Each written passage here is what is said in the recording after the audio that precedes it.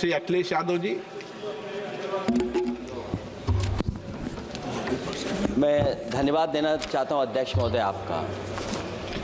नहीं, हम जो कमिटमेंट करते हैं ना उसको पूरा करते हैं, लेकिन सब दलों के नेताओं की बात में कमिटमेंट होने के बाद भी आप बेंच पे आए जो ठीक नहीं है। अध्यक्ष महोदय, कमिटमेंट में, क्रेडिबिलिटी में आपका कोई जवाब नहीं। नहीं ये नहीं कह रहा मैं।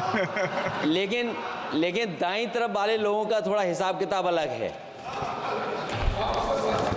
अध्यक्ष महोदय, मैं धन्यवाद देता हूं आपका कि आपने बहुत महत्वपूर्ण घटना पे मुझे बोलने का अवसर दिया है।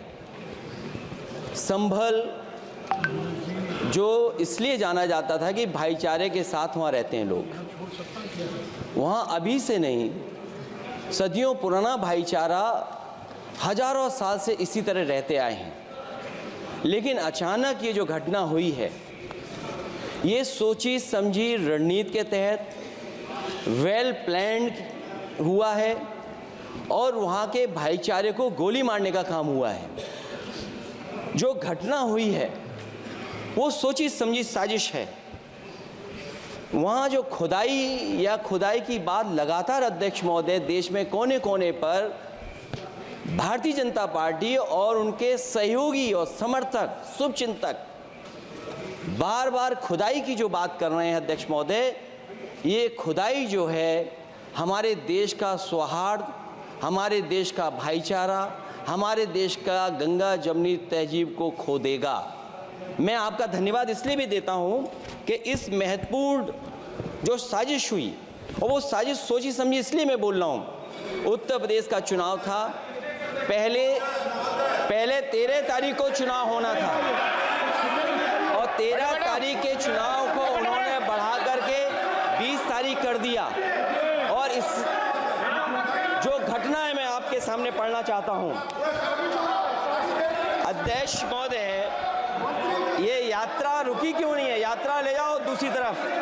अध्यक्ष महोदय, संभल की शाही जामा मस्जिद के खिलाफ 19/11/2024 को सिविल जज सीनियर डिवीजन छंदौसी संभल में एक याचिका डाली गई। कोर्ट ने दूसरे पक्ष को, अध्यक्ष महोदय सुनिए, ये सुनना चाहिए, हम यूं ही नहीं कहते थे। आप तो संक्षिप्त में बोले। अध्यक्ष महोदय, हम यूं ही नहीं कहते थे कि संविधान ये मानती नहीं सरकार। हम यूं ही नहीं कहते थे कि संविधान नहीं मानती। जब प्लेसेस ऑफ वर्शिप एक्ट है, प्लेसेस ऑफ वर्शिप एक्ट है, हम बनते तो बहुत कुछ हैं। संभल के शाही जामा मस्जिद के खिलाफ 19/11/2024 को सिविल जज सीनियर डिवीजन चंदौसी संभल में एक याचिका डाली गई। कोर्ट ने दूसरे पक्ष को सुने बगैर उसी दिन 19/11/2024 को सर्वे के आदेश दे दिए। ताज्जुब की बात है, संभल के जिलाधिकारी संभल और पुलिस अधीक्षक संभल आदेश को पढ़े बगैर 2 घंटे के बाद सर्वे के लिए पुलिस बल के साथ शाही जामा मस्जिद पहुंच गए। जामा मस्जिद की कमेटी, जनप्रतिनिधि, उलेमा इकराम, सभी अधिवक्ताओं ने सहयोग दिया। जिलाधिकारी संभल और पुलिस अधीक्षक संभल ने 2.5 घंटे सर्वे के बाद कहा, आप सब सर्वे पूरा हो चुका है और अब रिपोर्ट कोर्ट को भेज दी जाएगी। लेकिन दिनांक 22/11/2024 फ्राइडे को जुमे की नमाज के लिए लोग नमाज अदा करने के लिए जामा मस्जिद पहुंचे, लेकिन पुलिस प्रशासन ने बैरिकेड लगा दिया ताकि लोग नमाज न पढ़ सकें। उसके बाद भी लोगों ने संयम बरतते हुए नमाज अदा की और किसी प्रकार का विरोध प्रदर्शन नहीं किया। 29/11/2024 को कोर्ट की अगली तारीख तय थी। शाही जामा मस्जिद की कमेटी और मुस्लिम समाज के सभी लोग कोर्ट में केस की पैरवी के लिए तैयारी कर रहे थे, परंतु दिनांक 23/11/2024 की रात पुलिस प्रशासन द्वारा कहा गया 24/11/2024 यानी अगले दिन सुबह को दोबारा सर्वे किया जाएगा।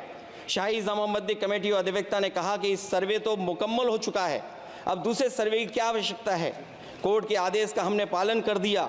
अगर दूसरे सर्वे कराना है तो दोबारा आदेश करवाएं, कोर्ट के आदेश के बाद हम दोबारा सर्वे करा देंगे।